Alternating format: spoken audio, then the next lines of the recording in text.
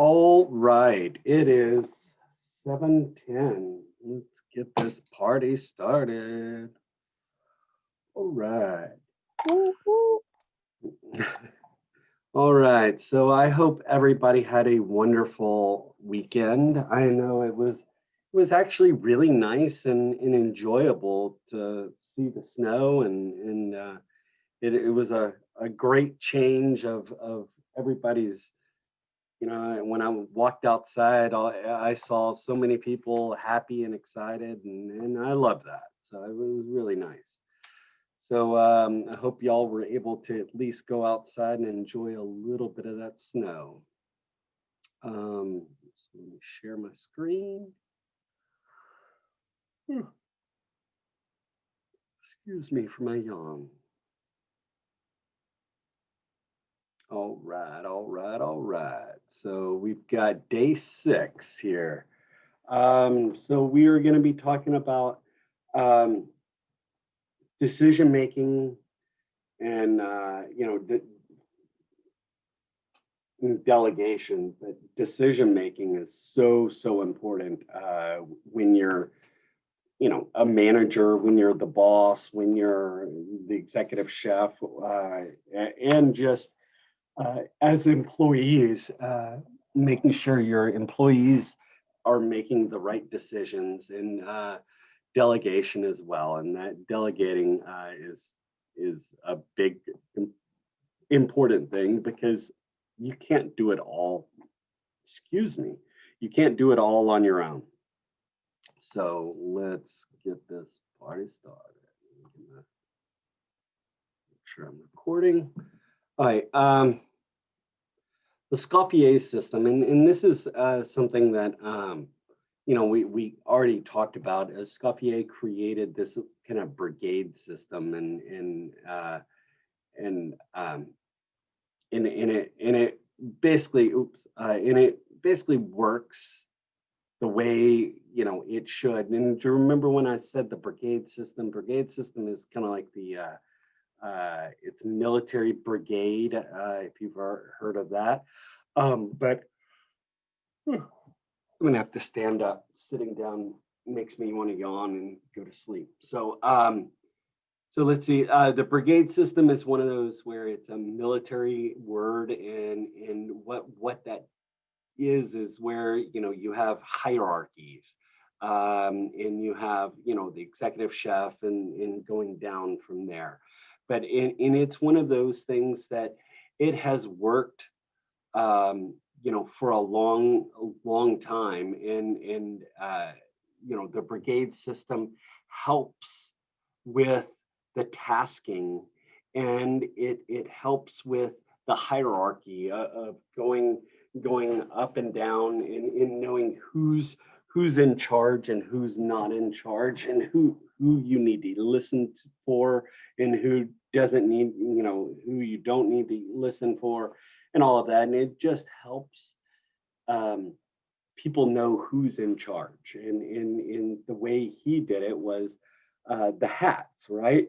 Now, in the military or whatever else, they use stars, they use bars, they use many different things to determine who's in charge and all of that. But especially in a kitchen, if you have a vast open area, you can be able to see the sizes of the hats pretty easily, and that helps you decide who do you need to go to talk to ask a question or whatever else. So brigade system is very important. It's even still to this day.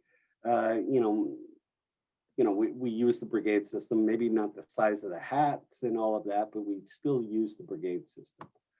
Uh, let's see, responsibility and authority and all of that. The one thing in who is it? Mr. Banks, like he like this morning he said heard or whatever, yes chef or something like that. And that is something that you're going to be hearing a lot in the industry.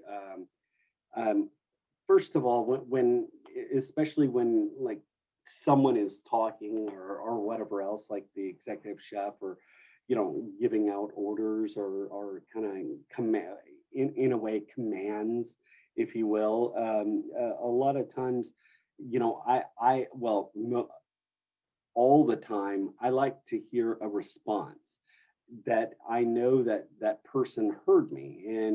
And usually, I mean, even whenever I get an email from my boss, Chef Robin, I'll just, if she's given me a statement or you know something, I usually just write heard chef and just kind of move on, so she knows that I have acknowledged her or acknowledged what she has said. And in the industry, in when you're um, you know in there, you got to make sure you say yes chef or heard chef or acknowledge, because they're usually calling out orders, they're usually calling giving commands or whatever else. And again, like in the military, usually you have to kind of the sound off or just acknowledge that there was an order being called or whatnot. But you know it shows respect as well, and of the authority or of that position. Um, I think that's really, you know most, I mean, that's the most important thing is that you're acknowledging whatever that individual said. And um, and you'll be hearing that quite a bit in the industry. Um, I mean, here is a look at this picture right here. I mean, this picture is a staff of a kitchen, right? And when you have large amounts of people in the kitchen, it's hard, and we're all wearing the same clothing, we're all wearing the same, everything, to look in that sea of people. You look for the person that has the tallest hat, whatever else. It is a brigade. We are one big, uh, in a way, a militant group, that we are all. Our goal is to do one thing: is to cook food, to cook, all of that sort of stuff. But i- being the executive chef, making sure you understand how to manage and how to delegate. Because, guys, no matter what, see all these people right there, you, as the executive chef, you can't do all of their jobs. I mean, you can do it, but you can't do it. Meaning, like, there's no way that if it was just you doing this job, or doing it all, you couldn't get it all done. But you have this brigade, this group of people that are going to kind of tackle it and do it, and you need to be able to, um, you know, delegate certain things, because the executive chef, I mean, is not the one that's cooking the food much anymore. They're the ones that are managing and making sure everybody's doing their job properly. So making sure that you you can delegate and know how to delegate properly and how to evaluate after you have delegated and all of that. Uh, Morale, guys, making sure employees have good. Have any of y'all been at a place that has really bad morale? Anybody? No. Really bad. You know, I mean, I've been at a place that, let's say, Yes, you know chef. what? Yeah. You know, I mean, bad morale makes you, not want to come into work, makes you not want to do anything extra, right? You don't want to do anything extra for them because, the morale is just kind of crappy. Everybody just doesn't want to be there. They're angry, they're frustrated, they don't like they don't like anything, and it's just like again, kind of a toxic, in that bad morale could turn into a toxic environment, and and you've just got to be very careful with that. Chef. Yes, please. I think I think bad or good morale begins with the relationship anyone working as like management has with the employees. I think, and some people are going to not be okay with their job anyway. Some people just aren't going to like it. But Hmm. what I mean by like morale is average morale of the actual workplace Yeah, depends on the management, depends on how they interact with their employees. If they're I not good to their employees, if they're not making their employees feel valued, then employees will have bad morale. for sure, and I love that word you said, value. The I last place I worked as a phlebotomist at a hospital, uh-huh. and it started off where I had a really good manager, and I felt very valued. It was Hmm. awesome. But the last half a year that I worked there, we got new management, and I was like, okay, fine. But management didn't know how to talk to us. Management Yep. was actually like, you know, really just calling us like sour lemons and like doing a whole bunch of things that management should not be doing or Yeah. saying to employees. So Yeah. on that end, I ended up getting bad morale, and so did everyone else. and and that and that sucks because because that is going to affect the bottom line, kind of a deal. But unfortunately, it's where you can put a manager's title on someone's jacket, or put it on a whatever else, but maybe they're not management material. Right. And you've got to, and that's the sad part about it, because they didn't invest in that employee that company didn't invest in that manager, maybe on training, how to how to be a good manager, because sometimes there are people that just are horrible managers, that that don't know that you know that you need to make sure all employees feel valued. And I love that you use that word, because I absolutely love that word, because of, if employees don't feel valued, what's going to happen? And that's exactly what's going to happen. Your business starts to implode in a way, and it starts off with your employees, and then it just kind of and if you don't take care of it, then it causes your business to implode, and you're not going to get the satisfactory service like that you really want. And that is the biggest problem of a manager, for sure. And and I'm gonna you basically use all your bad, you know, your bad things that you've seen over the years and for you, and that managers have done bad or haven't done correctly or whatever else. Use all that to your advantage, and try not to, what I call, reinvent the wheel. And because someone's already made that mistake, right? Don't try to make that mistake again. Learn from their mistakes, because Victoria, I mean, look, I mean, you had a complete bad taste in your mouth about that job. You probably started resenting the job. You probably started not wanting to go in.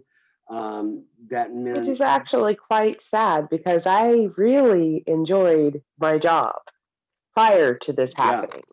yeah, Like, and I really enjoyed it, but it made me really not want to do anything medical anymore. And it made me just decide, okay, well, I've always wanted to do culinary arts. I've always yeah, wanted to be a chef. And working in a kitchen, actually working in a fast paced kitchen calms me down. I know it you know sounds what? odd. It does the same for me as well. You know what, I am, I was, or I'm ADHD and all of that, but for me, this is my, being in a kitchen, that is my zen. My, even though it's a fast pace and all of that, I absolutely love it for sure. But um there's just so much like routine and togetherness that, yeah, I mean, you can get through it. It goes by fast. yeah, no, for sure. But what I want you, everybody, to get from what Victoria said is the morale, man. You can have one employee, one person that can screw up your whole entire business.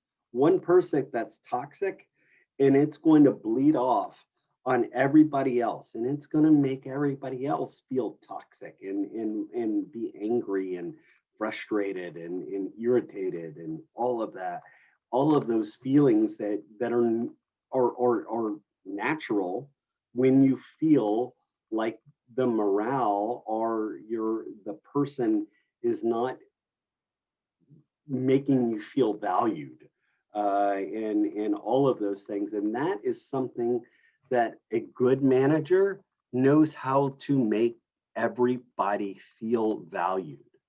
And everybody feels value differently, right? There's somebody that, maybe just me just saying, hey, you did a great job, that makes them feel value. Or maybe, that they, another person needs the public, a public kind of me saying great job to this person in the public or in front of their peers. Maybe some people need, a different, a kind of get right, get right with Jesus kind of talk, or or whatever else, kind of or a swift kick in the butt, whatever those, that morale, whatever that value, whatever that person needs. A manager needs to anticipate and to see what, try to look at what your employees need and try to give that to them. Because again, I don't know what slide it was last week, but a happy employee is a successful and successful business, creates successful business. All of that, I think that is so important. And I feel like sometimes we, we as society, or as what we have been doing lately is, uh, sometimes, people forget about, we're all about the almighty dollar, right? And we all want to, get more in all of that, out more out of someone. But you know, the more I work an employee, the more I need to show them I value them, because I can work someone to the bone, right? But if I don't show them that I value what they're doing or value, any of that sort of stuff, then it's a problem. And how to delegate without making people feel like, hey, I'm doing all this stuff and it's not my job. Type of deal as well. I need to be able to delegate and be able to give these projects to individuals without going, damn, why is this guy giving, was he too damn lazy or what the hell, type of deal. And, I need to be able to put it in words and explain it to my employees of, hey, instead of, you know, uh, hey, I need to do this now, type of deal of delegate it in a proper way and in a good way, because that could really screw up your morale as well. And if you have someone that has no low morale at your business, do you think that person is going to pick up a piece of trash that's sitting on the floor if they have low morale?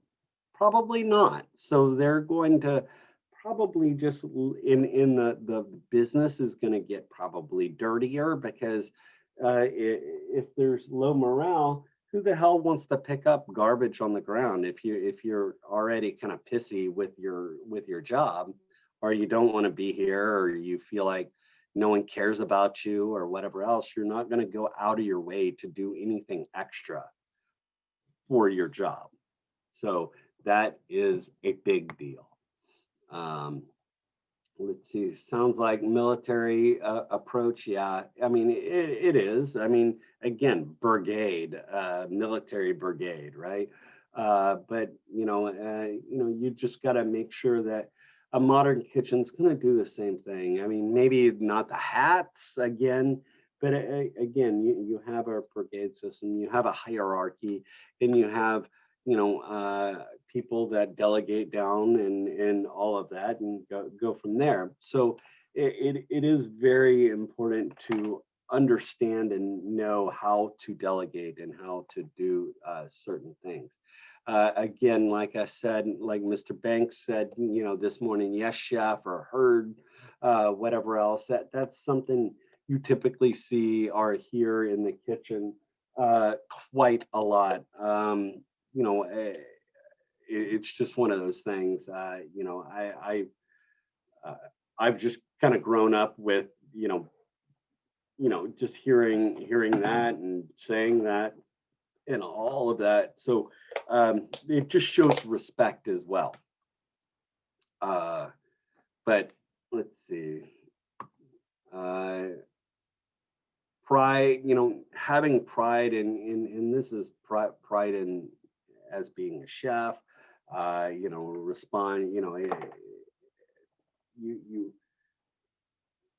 you know, first of all, just being in uniform and having a clean uniform and looking good, and that shows also pride, and it shows just when you say yes chef and no chef, and I mean that's just that that's the when you get to those positions, that's showing respect as well, and pride for your craft and your business that or your craft that you're doing, and it shows respect. And again, I don't want to beat this dead horse here, but I mean, just respect. I think it, respect goes a long way as well, and it just one of those things where it's kind of out there, but it's just a command, and this kind of beats the dead horse a little bit too much on this slides. But the common goal is to produce amazing food, right? So we're all there working to get it all done, and I mean that's the common goal. Our common goal is to produce sexy, amazing looking and tasting food, right? That's our common goal. And we're all trying to work together to make it. And just remember when with the common goal, that's, I mean, I can't produce a, I'm not producing a full plate, right? I'm producing maybe the steak. Someone else on my team is producing the vegetables. Someone else on my team is producing the starch. Someone else, the saucier, is making the sauces. So all I can only I do my part, and then everybody else does their part. So making sure our common goal is to produce all of this food at once. And with all of that being said, we work together to get it all done. And in that common respect that we have with each other, by producing it and saying yes, chef, and no, chef, and heard, and acknowledging that when someone speaks, instead of hearing crickets, right? Because in a kitchen, and if you haven't, y'all have y'all been y'all were hybrid, correct? Yes. Okay, so just in a kitchen, when you have vent hoods on, so you've been to the school, so you have the vent hoods on, you've got the ovens, the convection stoves are on, you have, and it's real loud, and just kind of, there's pots and pans, someone's washing dishes in the sink, it's loud, all of those things, probably a radio's on in the kitchen or whatever else. And then you're hearing, you've got someone, saying, hey, ordering this, ordering that. That is also acknowledging that you heard it, because if you didn't hear it, then that means that the food is not going to be coming out on the timely manner, right? Or we're going to be missing the order or whatever else. So the acknowledgement also helps me make sure that the food is going to come out, because if the grill person didn't hear me ordering a well done steak, well then, and the rest of the dishes are made, and then how long does it take for a well done steak? A lot longer. So all that food has to be remade or kept warm or whatever else for me to finish that steak. So that acknowledgement also helps me determine if the orders are coming out correctly. And I will ask usually the grill person or the saute person, or to read me back how many what their orders are, so where I can make sure that they have acknowledged it, and they have heard, and they know exactly what orders. So I think just our common goal is to produce the food, but making sure that everybody hears it and understands it. Let's see. Again, let's see. I've beat that dead horse a little enough. Let's see. Decision making. Let's talk about decision making. Making decisions sometimes sucks, man. You've got to make difficult decisions, depending on what decisions you're making. Could be life or death, could be very minute decisions on, or just small decision making in general. But you make, as a chef, and you make so many decisions of when to cook things, what to do, step by step. Just using decision making is so important, because if you make the wrong decisions, could affect many people, could affect a lot of people, and how to make those decisions. Decision making, 7 steps making are for making a successful decision.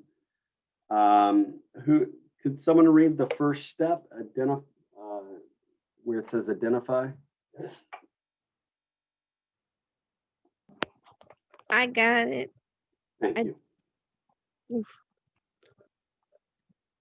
You want me to read all the steps? Yes, yes, please. Okay, 7 steps of decision making for success. Identify the problem, gather relevant information, identify alternative solutions, assess the evidence, choose from alternatives, take action, review the decision. Thank you. So we're going to kind of break it down. Identify the problem. Okay, what is the problem? Is the problem? Let's talk about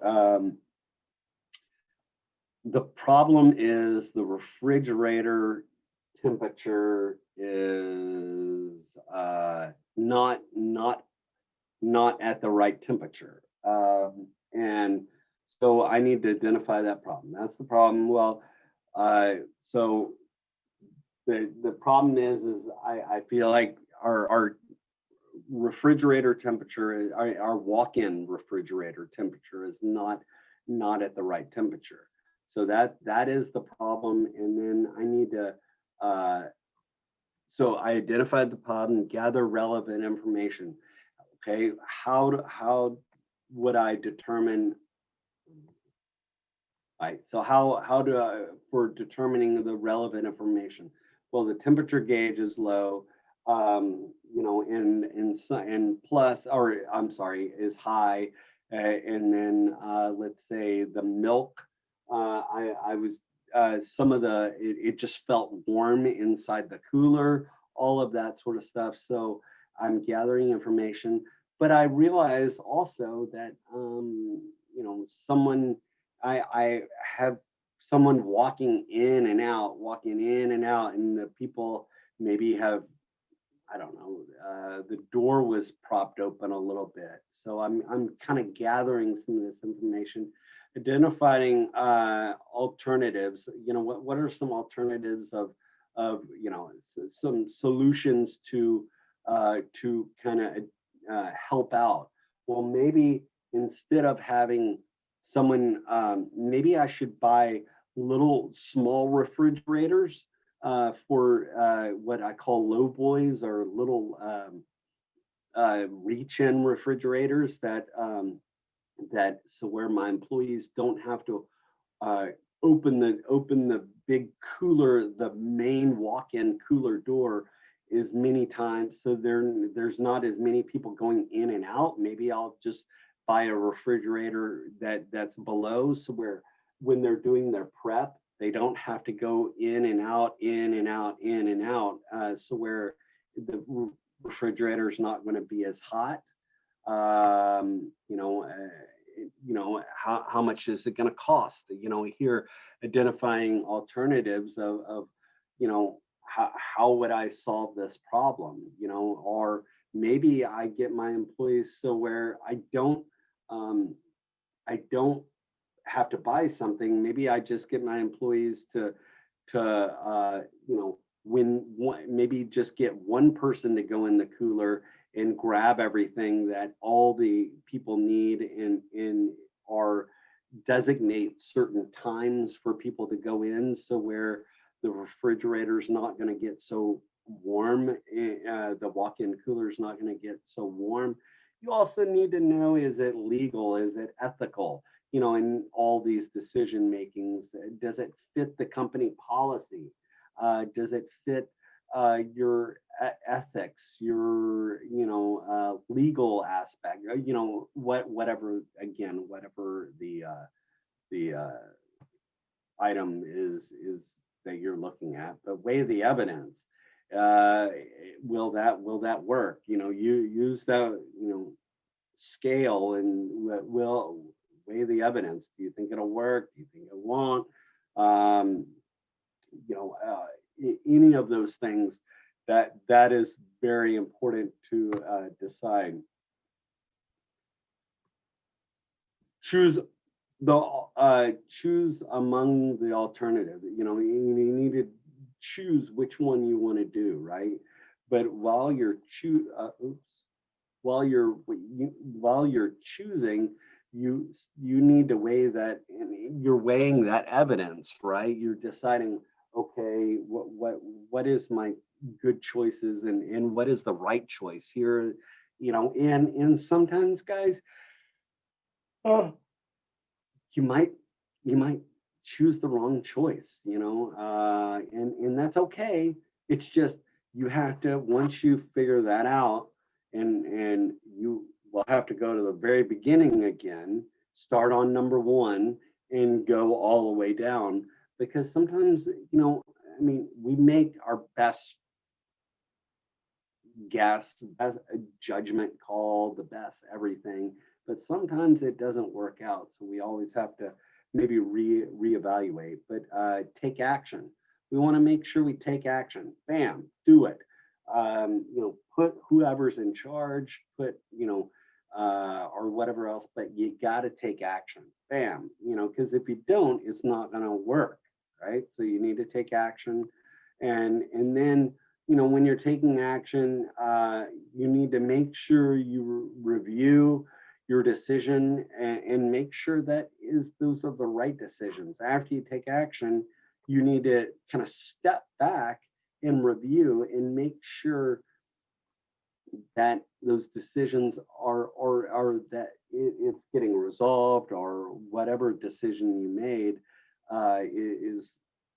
is working, or what have you. Then what do you do once the decision has been made? You should act on it first. You should figure out, if the decision is effective. Is it working?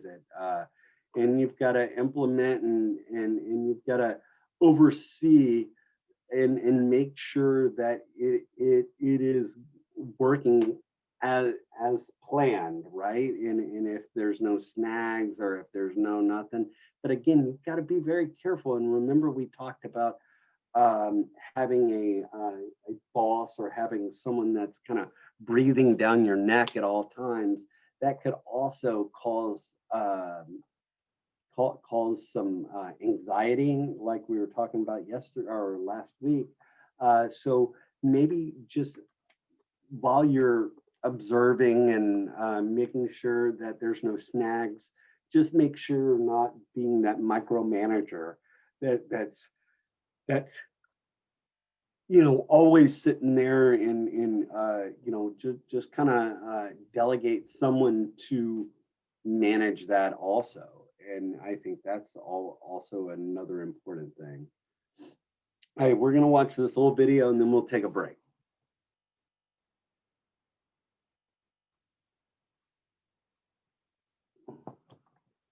Hey, it's Ted McGrath. When I first started online, I started using video presentations, shooting them with my iPhone.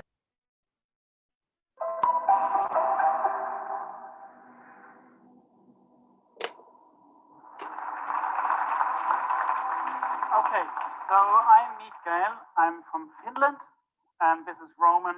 I'm from Switzerland. And this is the end of PowerPoint for tonight. We would like to start with a little test. It's a one-question decision test. Imagining the following situation. It's a Sunday night, you're home alone, and you've ordered a pizza, you've opened up a good bottle of wine, and you decide that you would like to watch a movie.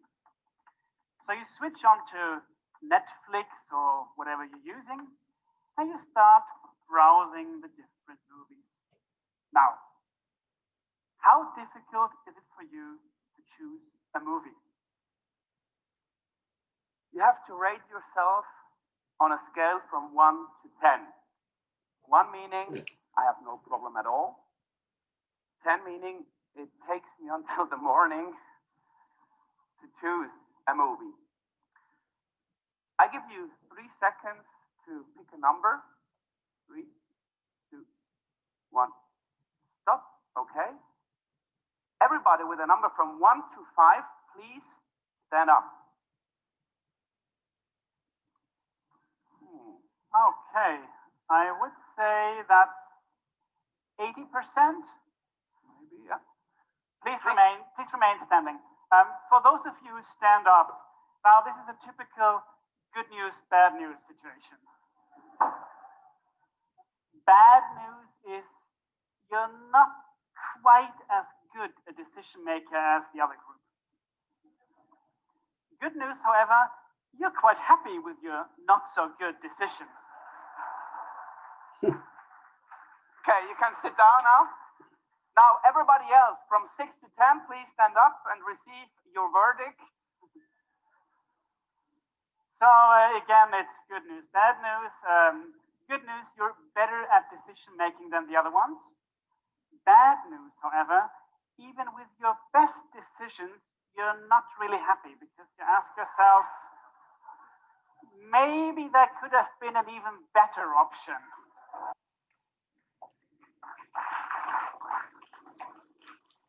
Roman and I, by the way, we both struggle with decision making. He is an extreme, what are you, a 1 or a 2? Yeah. And I'm not even on the chart. And we asked ourselves, why? Why is it that we find it so difficult to choose? Not only we, many in this room also. And why is it that we find it difficult to take decisions? And we looked into the research behind decision making and we wrote some books about it. And tonight, the next minutes, we're going to show you the 3 problems of decision making. Problem number 1, it's preparing. So it's the question of how do you prepare your decision, or what is your information strategy?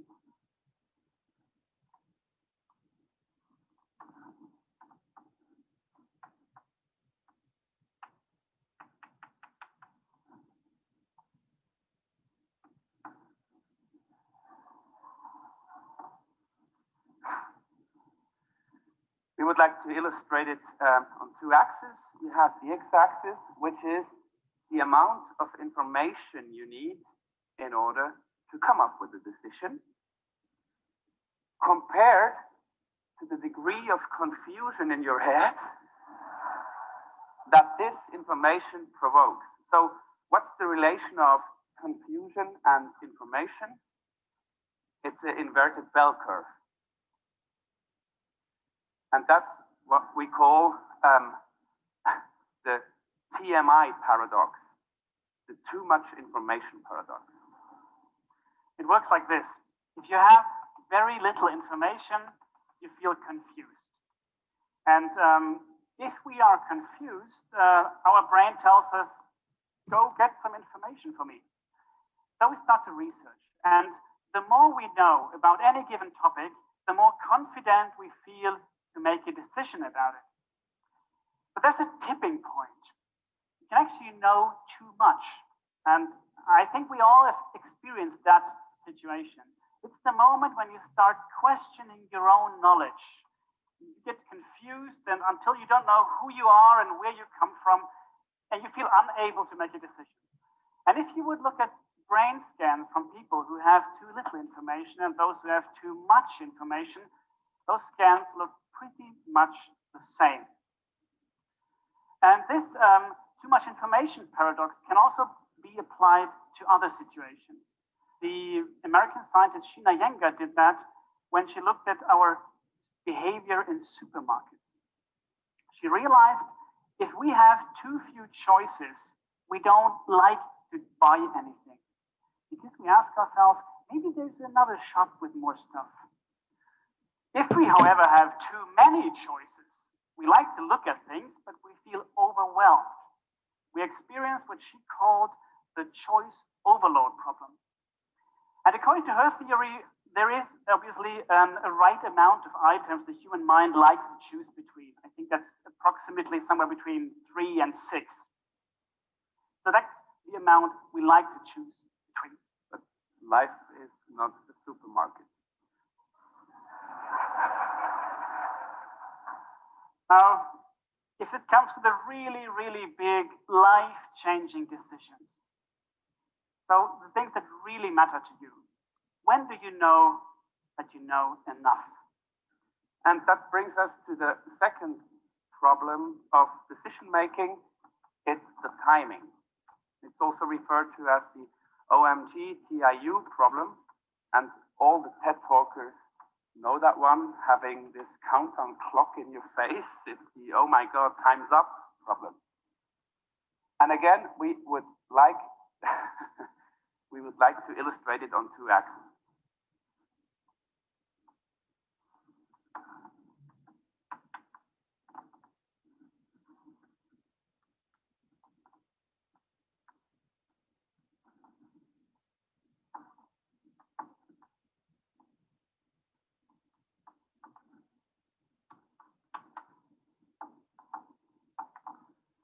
Now, the older we get, the more we know.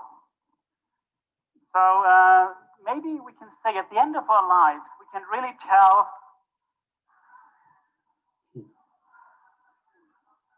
at the end of our lives, we can actually tell what was a good decision and what was not such a good decision in our lives. We might tell at the end of our lives, it was a good choice to pick that job and it was maybe not such a good choice to marry that person.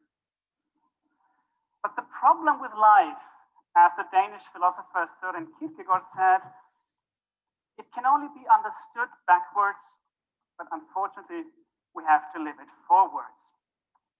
So we can't take all the big decisions at the end of our lives. We have to take them early on at a stage where we know very little about the outcome of these decisions.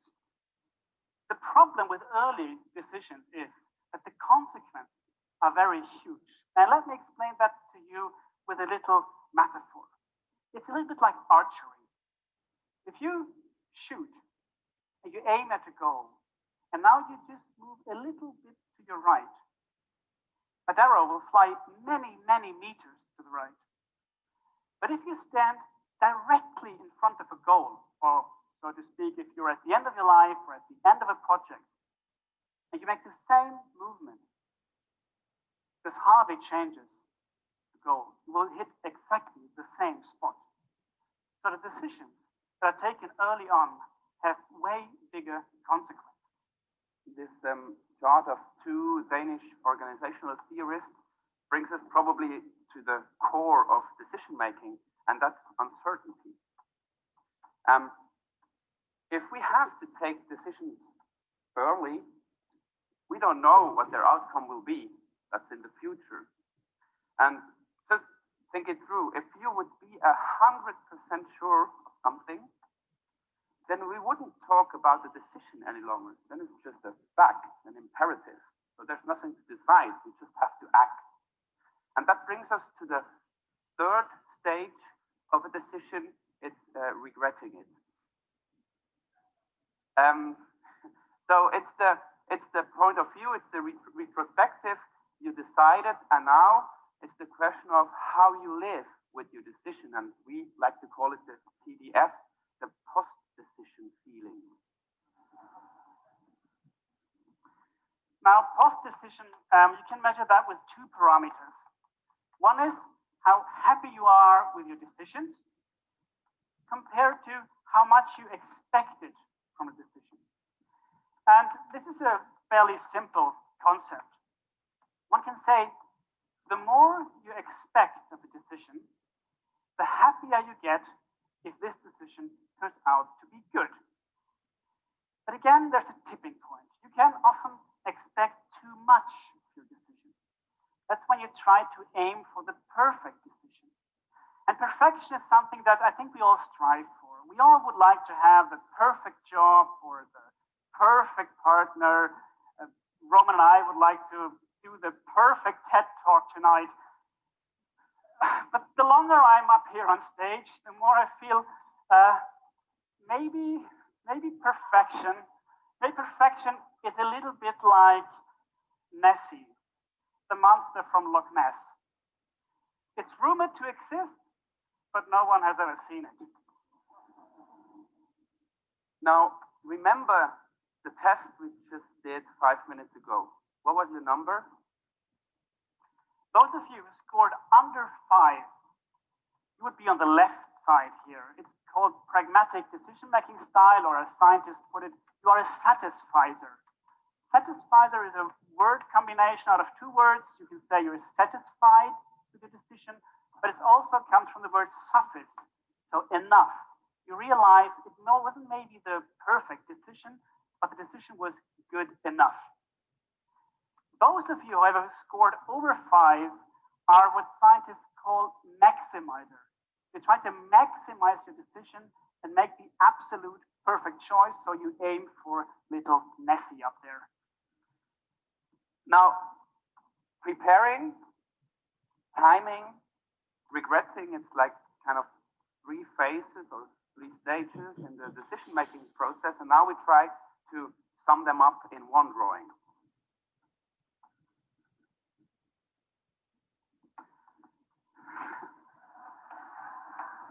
That's why he does the talking and I'm drawing. I'm a pragmatist. Now, if we look at these 3 problems and we try to translate them into questions, we could ask yourself, do I know enough?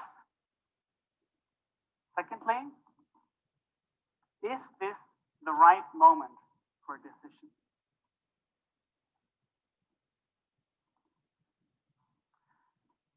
And then we have the third difficult question. What if Nessie exists? No. So this is the retrospective, regretting question. Could there have been a better option? Now, all of these 3 questions deal with the uncertain, because the answer to the questions only lie in the future. And the future, as we heard today all day, it's invisible. We will never know what will happen. So when it comes to decision making, how do you deal with the unknown? There is a guy who thought he knew the answer to that. And he himself took some poor choices in life, but he had a very interesting approach to decision making. I'm talking about former US Secretary of Defense, Donald Rumsfeld. During a press conference, he once said that unknown questions, the future, have 2 parameters. We only have the known and the unknowns. And Roman and I translated this now into a little matrix. So what we have is the known knowns, the things we know we know. It's very simple to make those decisions. You just know what to do. If you're afraid of burglars, lock the door. Now, but there are also the known unknowns, the things we know we don't know. So these are things we know will happen, but we, for example, don't know when they will happen or how. The perfect example for this is maybe the stock market. Everyone knows they will go down once in a while. But no one knows when this will happen or how hard it will crash. Then we have the unknown knowns. The things we don't know we know. Most researchers agree that there is a thing in us that knows more than we actually think we know. And you can call that intuition or inner voice or gut feeling or blink, as Malcolm Gladwell put it. It's the thing that gives you a good feeling when you decide. And when it comes to decision making and intuition, you could say that we all make bad decisions. But those bad decisions that we make intuitively, we regret less than those we did rationally. So human beings tend to forgive their gut more than their head. The unknown unknowns. So the things we don't know, we don't know. Donald Rumsfeld explained this with Pearl Harbor. The Americans weren't prepared because they didn't know that the Japanese could attack with kamikaze pilots. A more recent example for this could maybe be 9/11. And 9/11 and Pearl Harbor are just examples for this, what we call black swans. So the concept that we didn't expect something. Before the first black swan was discovered, no one has ever thought about it. But once it was there, it seems quite logical.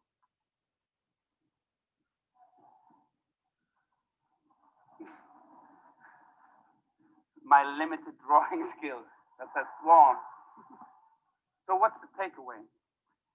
Now, I would not recommend that you should hire Donald Rumsfeld as your chief decision maker.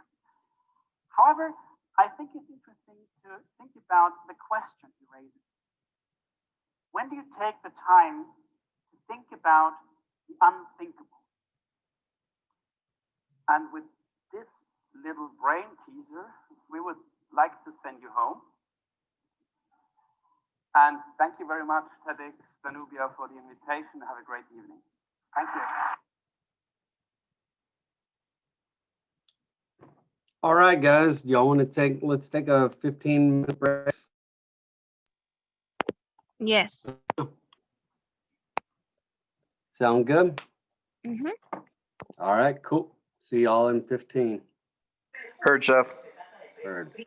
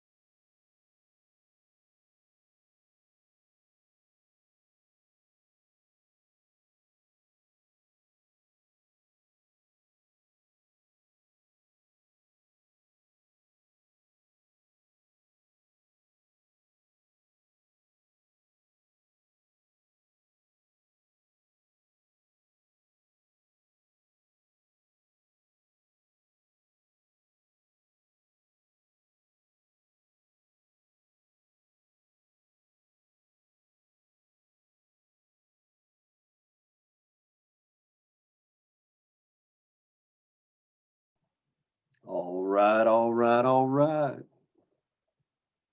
me get back to our PowerPoint.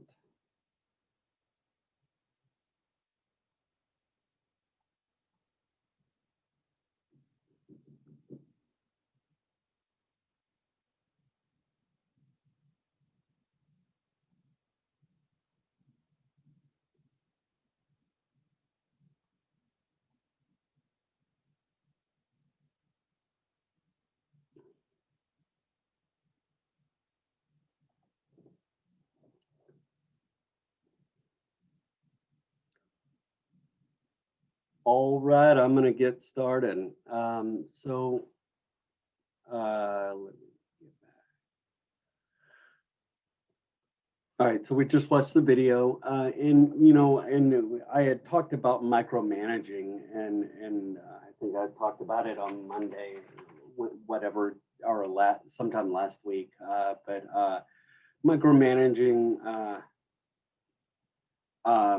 decisions, all of that sort of stuff is not, not the best thing to do for employees and all of that, because people feel like they're not being trusted, that I don't believe in them, that I have no, all sorts of different, thoughts that, employees would have. But,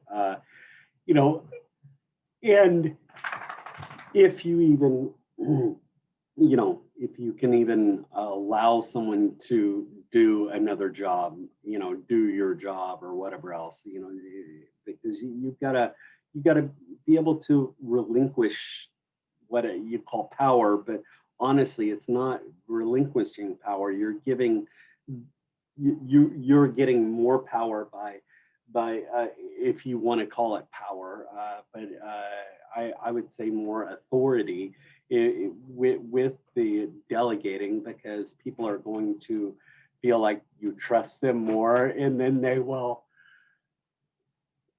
do a lot more for you if you delegate correctly, and get them to in that you're not micromanaging too much. But common signs of micromanagement,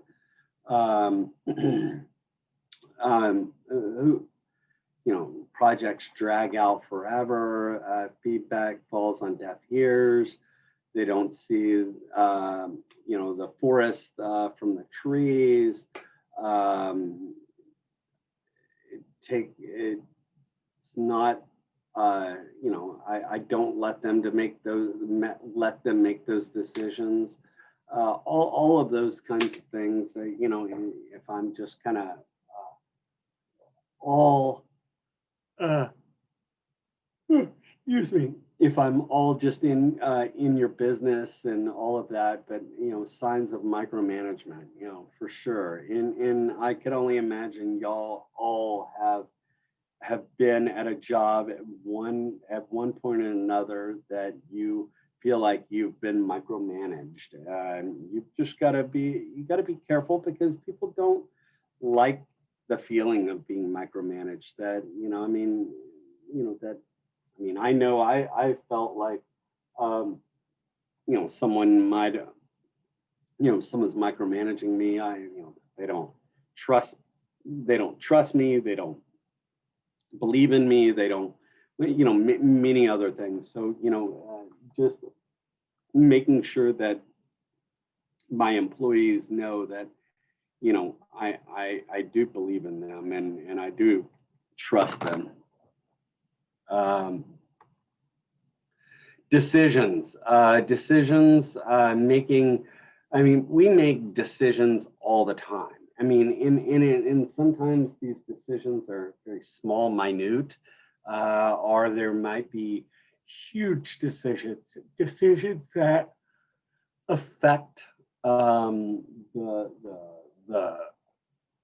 the company, the employees, all of that. And we need to make sure we make rational, business-like decisions, and not just what I call, firing off your, hip, or, just the really quick decisions. Sometimes we can make quick decisions, but, you've got to, you're going to be making many decisions, you name it, of how much prep you need, how much, how many people are going to be coming in. You're going to be making lots and lots of decisions, and making sure that because you're only one person, and when you're a manager, you gotta spread that decision making, because if not, and the work, you're not going to be able to do it all yourself. Deciding who to delegate, guys, that's important.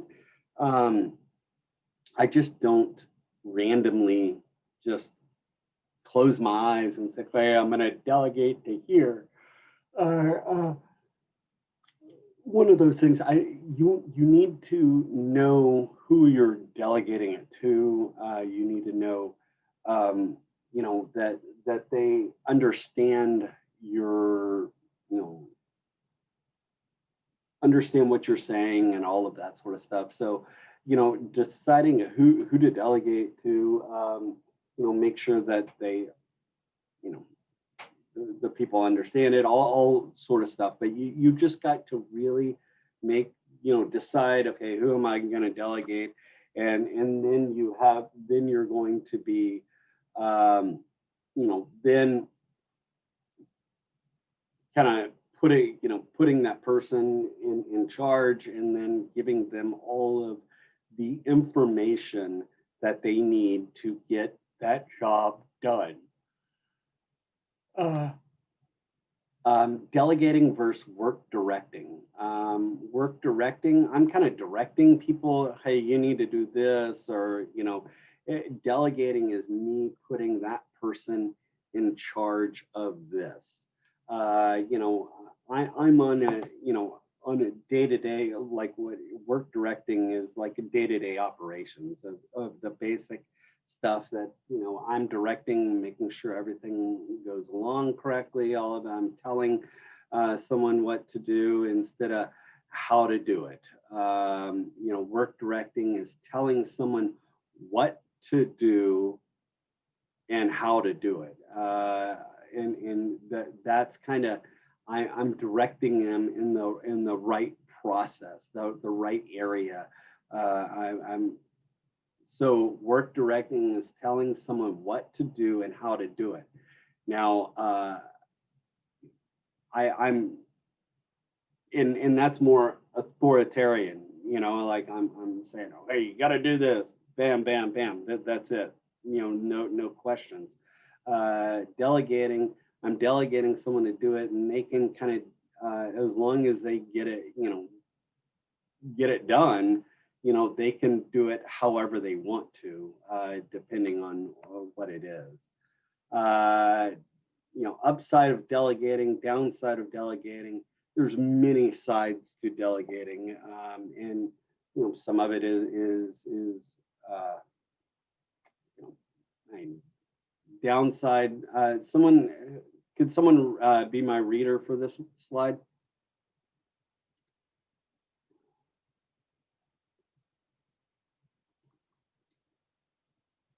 The downside of delegating. Things might not be done right or the way you wanted, can slow things down. You have given up control but are still responsible for the outcome. Your own time and efforts might not be recognized. Left out of the fun, you might have enjoyed it more than other things you have to do. The upside of delegating. Builds team strength, your team is not dependent on you. Increases team commitment, new ideas, and the possibility of better solutions. Team members have an opportunity to stretch and grow. You're not the only one staying awake at night thinking of solutions. Thank you. Of course. And that is, I love the upside of new ideas and the possibility of better solutions, because guys, I only, as a one person, I only, I have my own thoughts and my own decisions and all of that. But if I get someone else to help do it, I could maybe get new ideas, new thoughts, new ways of dealing with things, and I think that's also very, very important as well, because for the manager side, I get to see it done a little differently. Granted, it might be not the way I do it, but it's okay because I put them in charge and they're delegate, and I delegated to do it. And I think that's a great thing that you get out of delegation is there new and different ways how to solve problems or to do certain things because I might have never thought about it in that way. Because my brain only functions one way, but maybe someone else, it's like the right Twix and the left Twix. Anybody have seen that commercial of the Twix commercial, the left Twix and the right Twix type of deal? It's like that, I mean, you have different ideas, different brain, people's brains work differently, and I think it's very important. You get a lot different ways of dealing with problems if you delegate. I think that's really awesome. Delegate with delegating when to delegate. When to delegate, I mean, how much does a manager have time, to do stuff? I mean, you got to delegate, things. I mean, as a chef, I delegate many things, and because I just can't get it all done, and that's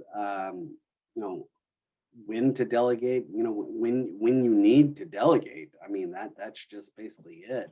When you're, I mean, look, let's see, up to 75% of their time are basically much of managers' time is spent in the delegate or in the delegation making process. Okay, so up to 75% of their time, according to some sources.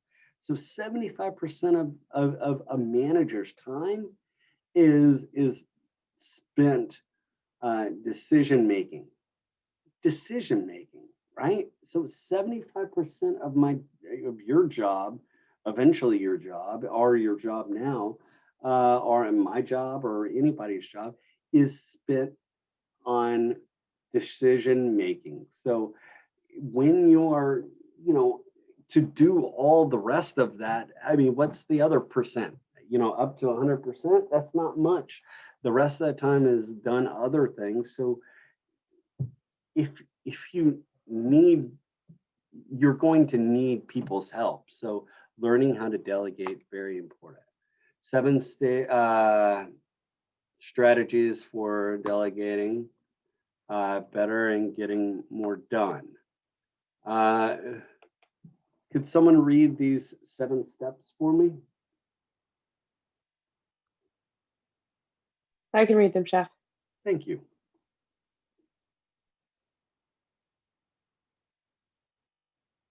Put these 7 delegation strategies into practice and watch as your organization's efficiency increases. Learn to let go, establish a firm priority system, play to your workers' strengths, always include instructions, don't be afraid to teach new skills, trust and verify, use feedback to improve. Thank you. And I think they kind of go through it. Learn to let it go, guys and girls. I swear to goodness, you've got to let what you think authority is, but you don't. You just got to let it go, man. I mean, I don't know how to say that enough. Is you cannot do it all yourself. So you're going to have to figure out how to just accept that you're not going to be able to do it yourself and let other people help you. And that is the one thing that I cannot stress enough, because I have seen too many people try to do it themselves and they fail miserably. And there is nobody in they're going to, if that ship is going to sink, they're going to sink with it type of deal. I tell people, if the ship is sinking, man, go find people to help you make your ship not sink, right? And that is finding capable people to do it, and knowing that that you might can't do it, and just letting go. It's like that, on Frozen, let it go, let it go. You just gotta let it go, man. Just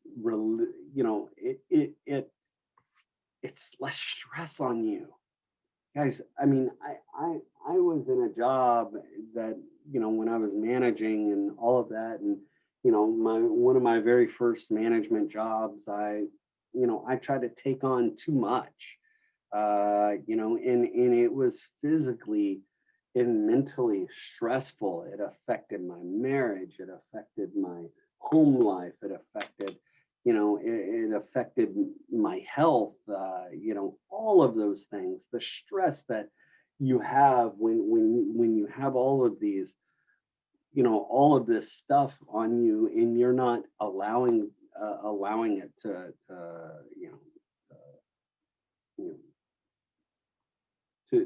let it go, and to let other people help you. Very important to do that.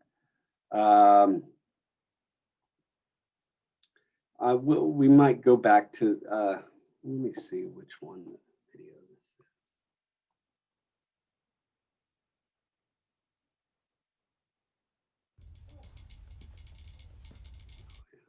is. Hold on.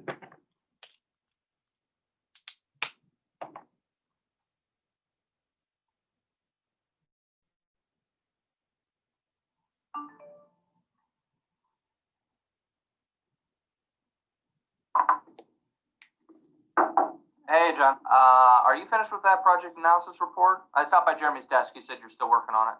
Finishing it right now. It would have taken too long to get Jeremy up to speed on this project, so I decided to do it myself. I should have it ready for you in about the next hour. Okay. But we just need it by close of business so that we can review it before the client meeting at 8 a.m. tomorrow. I know. It'll be ready. Don't worry.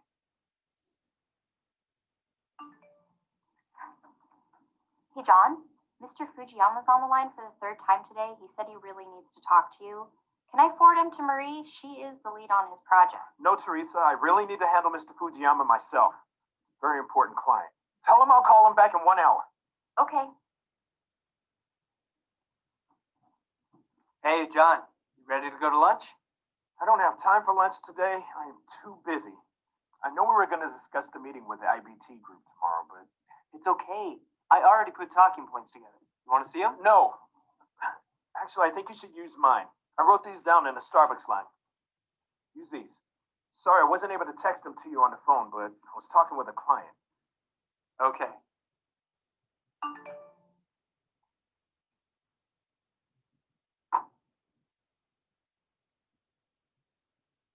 John.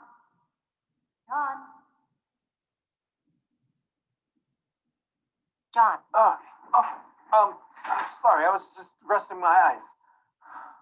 What time is it? Oh no. It can't be 3 already. What am I gonna do? John, calm down. What's going on here? Well, I was up late last night working on these projects, and I guess I just fell asleep. I can't believe this. I try as hard as I can, but I just can't seem to keep up. And I feel like I've only had about 2 hours sleep since I got promoted a month ago. Oh no, and I still have to call Mr. Fujiyama back. John, come into my office and we'll discuss this further. Well, no, really, I can explain everything, please. I mean, I know you hired me because I'm the guy that gets things done. I still am that guy. I just need some time. Okay. Take a deep breath and come into my office. We need to talk about delegation.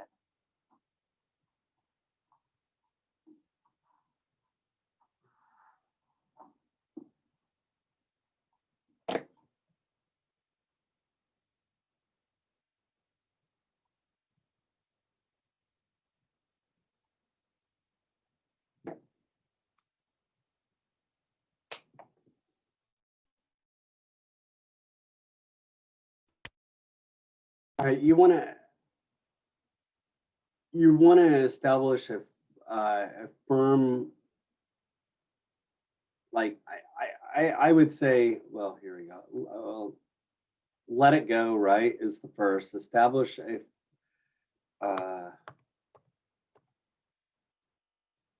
system.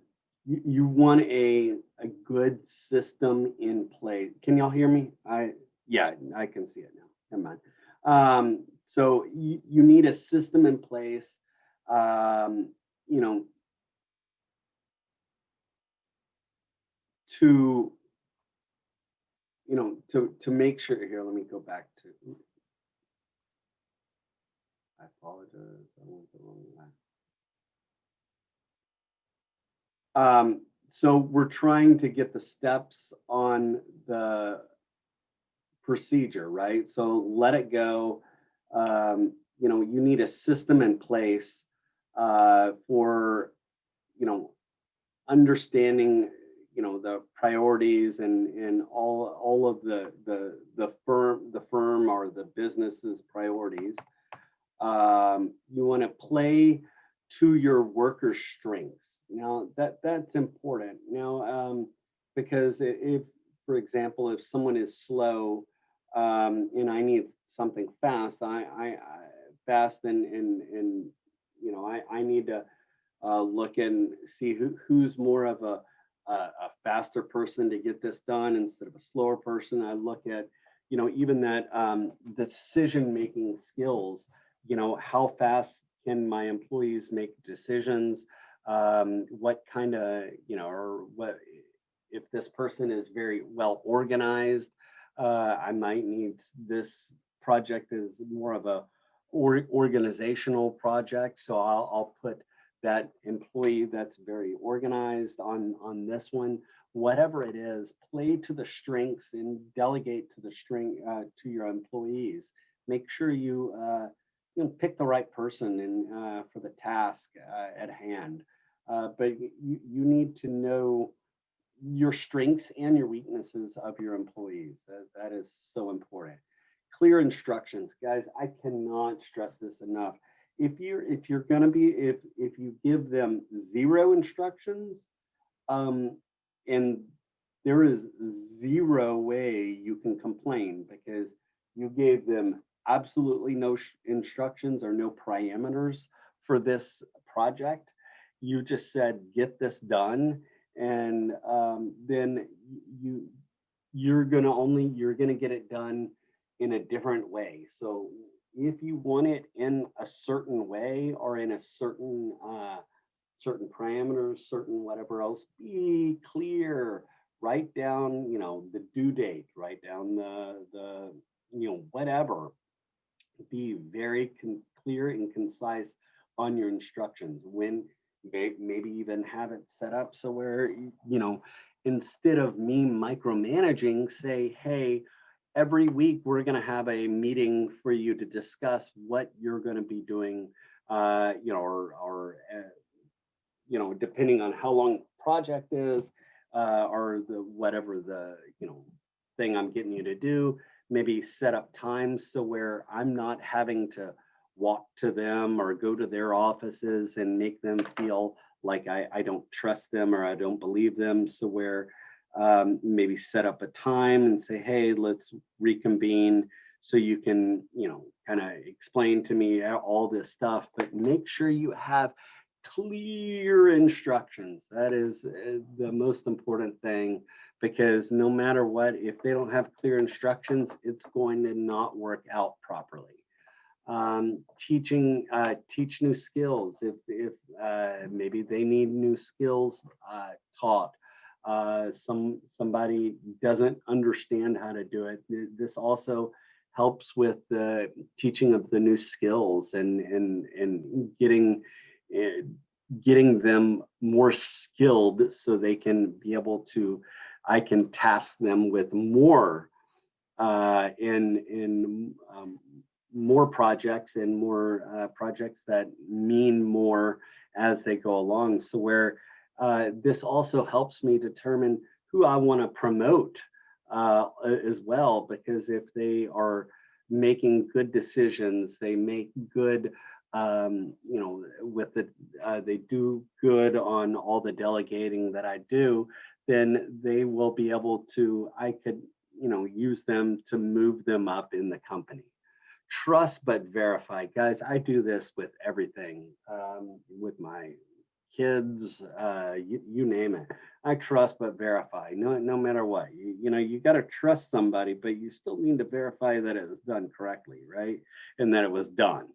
So you always have to, I will always say, hey, I trust you, but I just want to verify that everything is done correctly. And that's important for you to say, it's important that you tell your employees that you trust them, because if you do, you need to let them know, because trust is a two-way street as well. But you also need to go in back and check to make sure. Sometimes that checking might happen when they're not around, so where you're not making them feel like that you don't trust them. So sometimes the verification happens, when they're not around, or sometimes when they're around, but you just need to explain to your employees, hey, I trust you, but I want to just make sure that the process was done correctly. Explain to me that process that you went through, so where I can build that trust with them.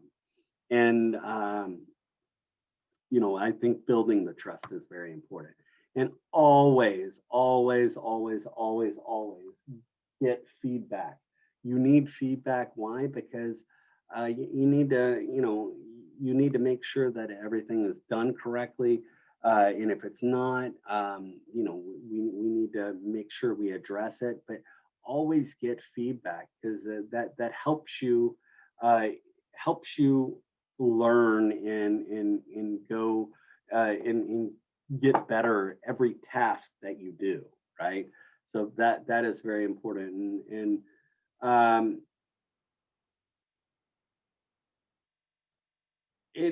remember to invite your workers to share their thoughts. And I think it's, everybody needs to feel heard. That's the one thing I want you to kind of make sure you really remember that, because no one ever likes to be dismissed, or their opinions don't matter, or whatever else. So always remember that you want to share their thoughts and share their ideas, and because that also helps you pick the right person for the task as you go on. Because if they don't share their thoughts and their ideas and and I don't explain my decision making and all of that, my employees are not going to get that and retain all of that. And I don't know if you remember that quote Richard Branson said, that I got someone to read. It was like, treat your employees like you want to retain them, but I can't. I'm going to have to read it again. But the basically the saying was basically, you want to treat your employees good, and if they leave, that's awesome. It's okay if they leave, but you give them all of that information, and make sure that they know that they are valued. Any employee that feels valued and that they're being heard and they're being listened to, is going to always be a business that is going to be more successful than any other business, no matter what. Making sure that you are a team. You are a team. Team is so important. I'm not the one that makes up the team. We're all one team, and we all got to work together. And we need to build, and I need to make sure get my employees to build those skills, build those common skills of decision making and making a decision that is not right, and how to accept that that decision that you create, that you said, you know, I made a decision and it's not the right decision. What do you do, and how do you do it, and how do you fix that? And making sure that you have those skills, and until you have a manager, until you have a boss or whatever else that allows you to get to be delegated product, or delegate, you know, stuff to you, and then you learn by you know, the also making mistakes, but also by the the mentorship and the leadership that person is giving, you know, the boss is doing for you. And that's the soft skills, like, you know, the you know, all those soft skills that, you know, you learn throughout your career and wherever you are. You know, I think it is I'm sorry.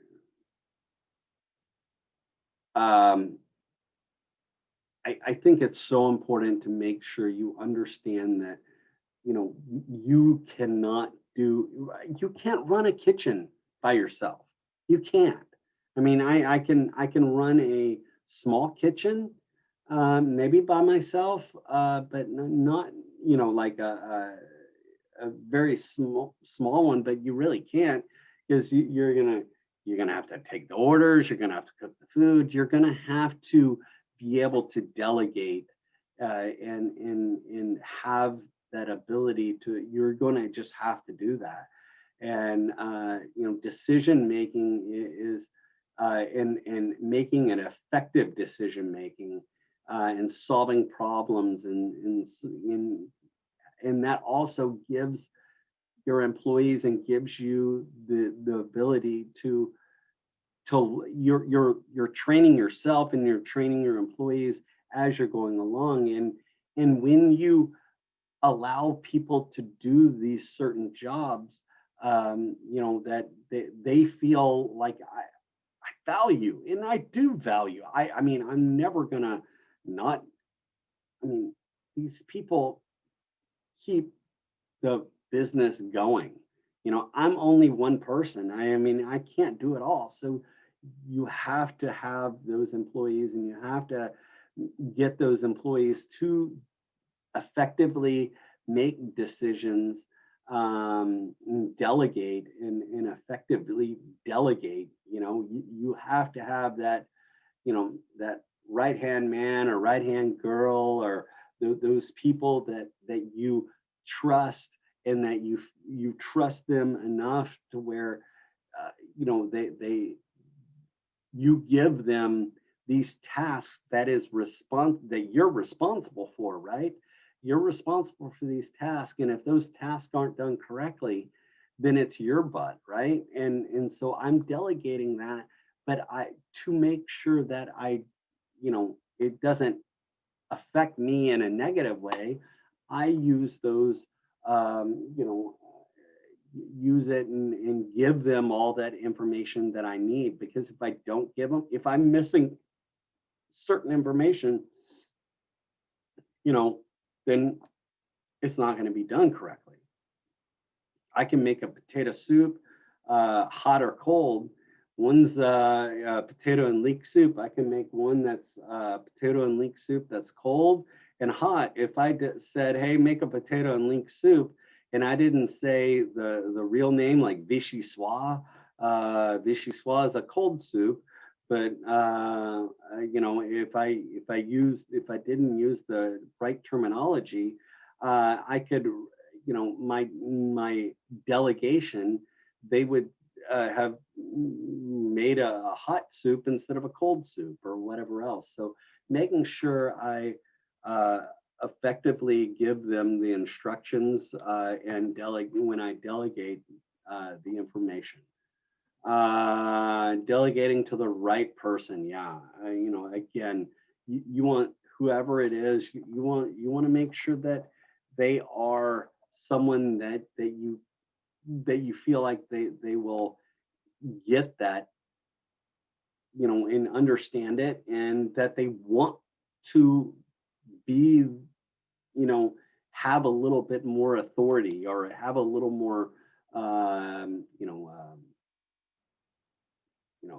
just do a little bit more. Plus, in any time, I always use this as a way of learning, or on a way of promoting people. The more I can delegate to them, the more I feel I can trust them. So the more I'm going to, the opportunity, when the opportunity arises, I'm going to promote that person, because I feel like they have the vision, of the company, the vision of what I have for this company, or the vision of what I have for this kitchen, and going on so forth type of deal.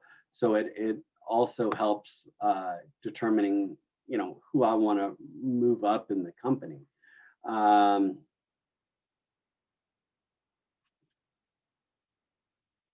uh, Principles of effective. Oops, hold on a second. Where is it? Hold on one second. Could someone read this slide for me? Specific results expected. Provide information on what the results should look like, why those results are desired, when the results should be accomplished, who else might help the person, and what resources the person has to work with. Thank you. So, I mean, who, what, where, when, and, all of that. What, why, when, who else, what resources, so that, you've got, in when you're, delegating, I delegate something to somebody, and then this person's in charge, and they're going to help, and they might delegate something to somebody else. So, determining what the results are, why, when, what else, what kind of resources, what other people could help out as well. I think that's very important. Can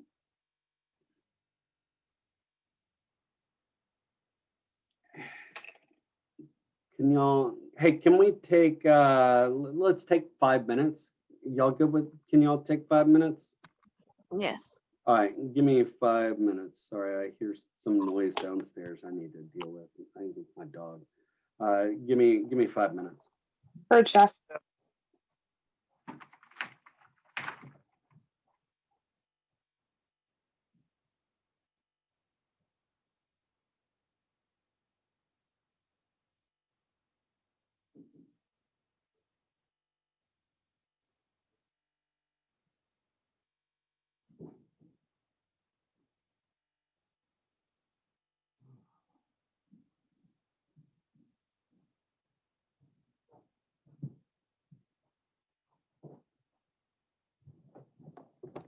Sorry, yeah, we'll take a few minutes. Sorry, but noise downstairs, my dog. So at 9:05, we'll start.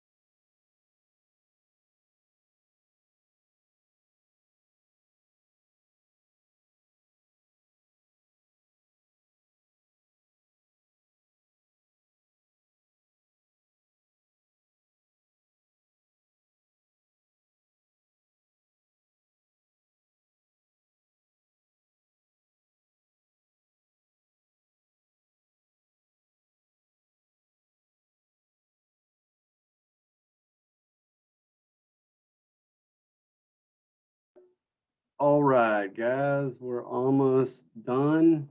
So let me go back once.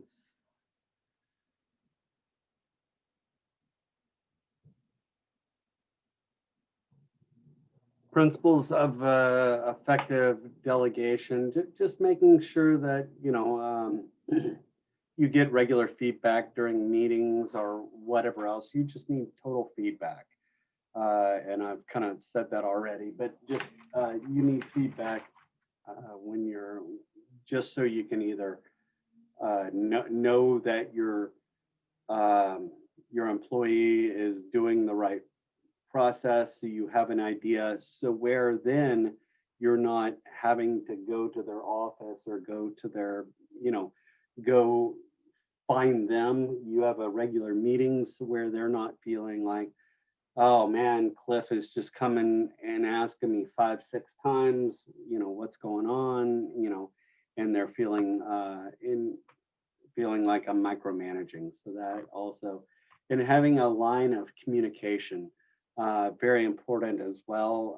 So where you kind of have understanding of what is going to be happening, what is going on. So you're not feeling like, as a manager, you're not feeling kind of out in the no man's land of, you don't know what's going on with that project. Let me see, I think there's only a couple more slides. Watch this video and then, oops. Where's my mouse at? Hold on, my mouse. Okay.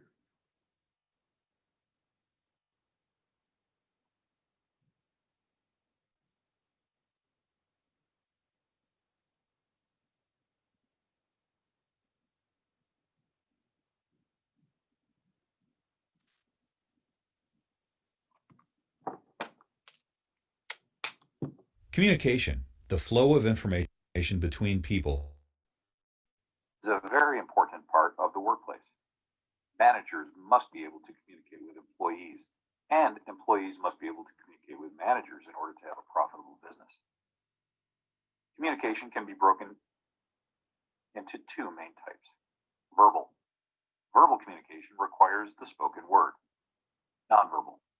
Nonverbal communication involves communicating without speaking, such as in writing or body language.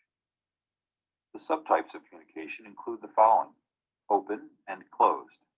Open communication occurs when all parties are able to express ideas to one another, such as in a conversation or debate.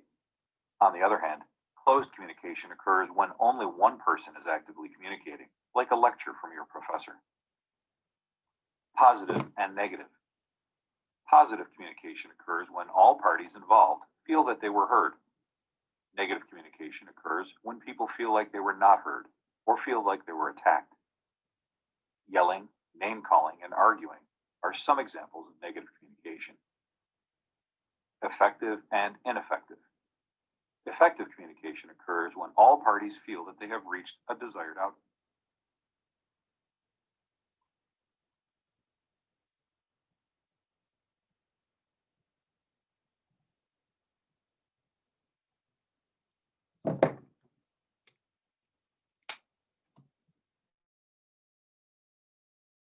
Off quickly. All right.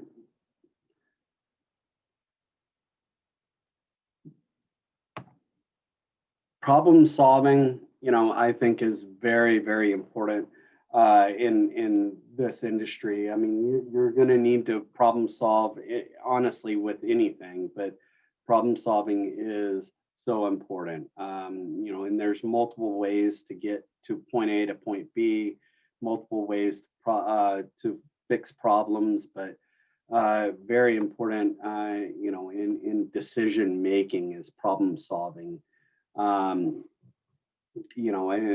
that's delegation, decisions, you name it, very important. And that is it, guys. That is it for the day. Any questions, problems, or concerns? Now, let me talk about, I know some of y'all have, y'all sent me those, the information that I needed. The 5-year, 5 to 10-year plan. If you haven't sent that to me, please do so. And then your 20 kind of menu items that you would want on your menu. And I haven't looked at them yet, but I'm going to look at them in the next day or today and tomorrow. I will look at them all, and then I'm going to get you to narrow some down in a little while. But I'm going to look at them all, and then midweek we're going to kind of narrow it down to around 10 items, and then we'll kind of go and start that process of the project. But any questions or problems so far? You good? Just the one question, Chef. Just to confirm, you wanted us to share those documents through Google Docs, correct? Yes, and I have been. Anytime someone shares it, I usually put a email back saying, "Hey, thank you, got it, no problem." You know, just letting you know that I have received it. Okay, so I guess my follow-up question on that one, Chef, would be, because when I shared my document yesterday, it showed 4 different entries on Google Docs for you, for 4 different addresses, so I wasn't sure which one to pick. You know what? They all go to me. Okay. But I think there's one that says like, but they all go to me no matter what. I think it's like a staff the one that I usually go with is it's Chef Dickerson at escoffier.edu. Heard, Chef. That's the one I think I usually use, but they all come to my email address, or they all come to me. But I would say Chef Dickerson at escoffier.edu is probably the easiest one and the best one to send it to me. Got it, Chef. Thank you. Cool. Yeah, of course. Thank you. And I'm going to put a note so where I can make sure I say that on day 1, because I didn't realize I had all of those popping up. Cool. Thank you so much, guys. Y'all have a wonderful day. Please be safe and enjoy. Still, I looked out and there's still a little snow in my backyard. So hopefully there's a little snow somewhere by y'all. But y'all have a wonderful day. I'll see y'all tomorrow morning. Thank you, Chef. Bye, guys. Have a good day, Chef. Bye, y'all as well. Hey, Chef. Yes. Did you receive my work for day 1 for Lindsay? No, I didn't, but I saw that you were there, so I'm gonna just give you credit. I'm gonna go back and take care of that. I'll do that today for you. For day 1, she had us do an assignment, which was just like submit like a resume, and I submitted it to her, and she said she was gonna. She hasn't, but I will make sure I take care of you. I'll do it right now. And when did you? How many days were you in her class? I was in there just 2. I think it was just for day 1 and day 2. Yes, sir. Okay, I'll change your grades right now. Okay. Yes, sir. And did you get the file I shared with you? Hold on. When did you do that? Was it yesterday or this morning? Hold on 1 second. Let me look. Oh, I got it. Yeah, I got it. I got the one that you shared with me. Okay. Yes, sir. Okay. Good deal. Yeah, I got it. Cool. Hey, in probably about a few minutes, I will have your grades posted for those Monday and Tuesday of last week. Awesome. Thank you. You have an awesome day, Chef. Hey, you as well, man. Have a great day. Bye-bye. Yes, thank you. Bye.